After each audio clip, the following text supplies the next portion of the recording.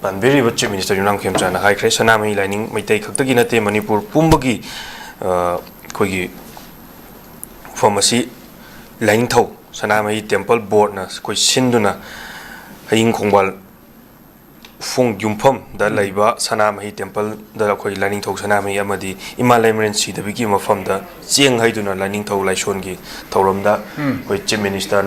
lining toe Sanami may take Hataginate Manipur Kundaminari Pumbagi Kogi lining ni Sanami is high crave. Must come on meaning was a Sanami Zigimatan.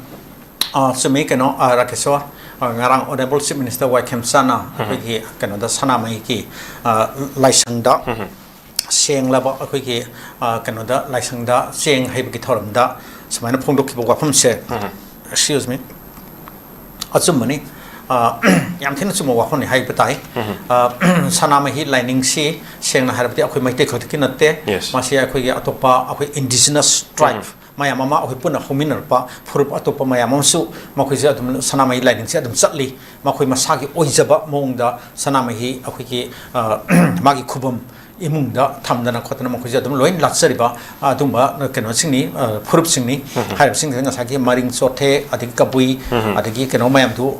moi neba harise yauri mayam se aduna ngarang thorn de makhoi mayam se loino yawi makhoi miut sing yawi ada sreista ya ningsam ya ba amadi keno da hojiki leibi ba akhoi gi keno de akhoi gi first year gi keno da leiba compound manakta leiba ngasagi akhoi gi keno du upong yumpham haiba do adagi mafun duta leiba keno si license se sanamai license se haukiba sahi khara sidara magi keno te matik mangal magi matik mayai se amoina keno pak san sandore haitare mangal naire haitare ade mamang dati khara karhani pick na amsung khara karhani tu sonman sonana leramgi mongda tawi ade hojikti akhoi sanama hilai chatpa akhoi gi miam akhoi mioi ma keno se akhoi maitai bo rasu amsung ate te housing sagi akhoi pun samina riba try akhoi gi keno se indigenous fur khara se moi markaze hojikti phongna makhoi se adum ningbada moi akiba ke sulitre amsung karhani puning da sakthok chaba poksare haitare aduna asigi keno se asmaina matik mangal nair pagi mong se masi mamang da pai kiba ai office bearer sing haitare ne ko keno rakeswa adu dei da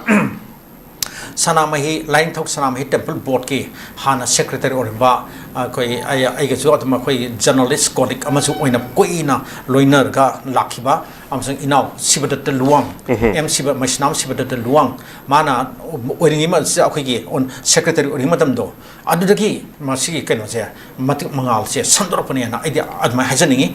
hojik keno se akhoi gi sigi line thok sanamahi temple board sida masi gi makhada keno je hojik ton ba akhoi furup singi kabui gi keno ki loisang lere adagi maringi sothegi adagi atopa mayam aina hojimak ningsang bangam daba akhoi tribe mayam do makhoi gi keno sing loina leira bane ba moi gi loisang sing se loina unit sing se hangdana adagi keno gi akhoi gi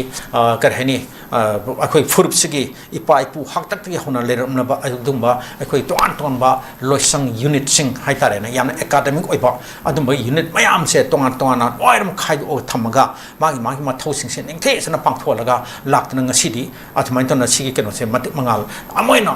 nai re haitare adugi simarta amuk sigi akhoi sanama hi lining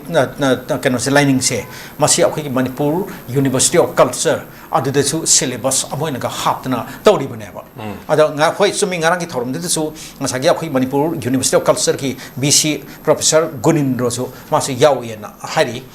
asmai tona sigi akhoi hojik se line of sanama hi ki maki sigi keno tawri se masi ki fat na thajaba masi bu chachaba keno mayam se hojik akhoi adum karhani yamna matik mangal nai khalakle amsama keno tawna yamna phajana leire haibatai aduna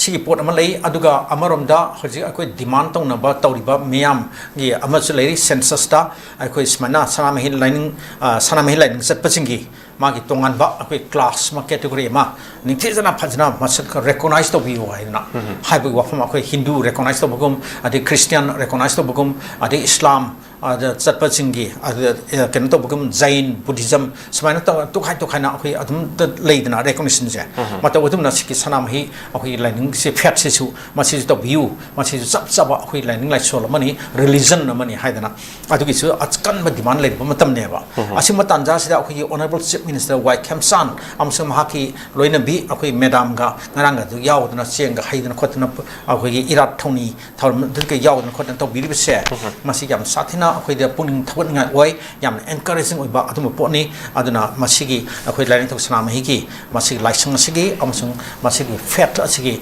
matik mangal se hen hena nai rakhine na ayat man hajaninge chaga chari waja aroi boina lakchaningi bse khoi gi dolai thabi gi IDP sing masagi mayumda hongjinna ba ningshin khre hari manipur gi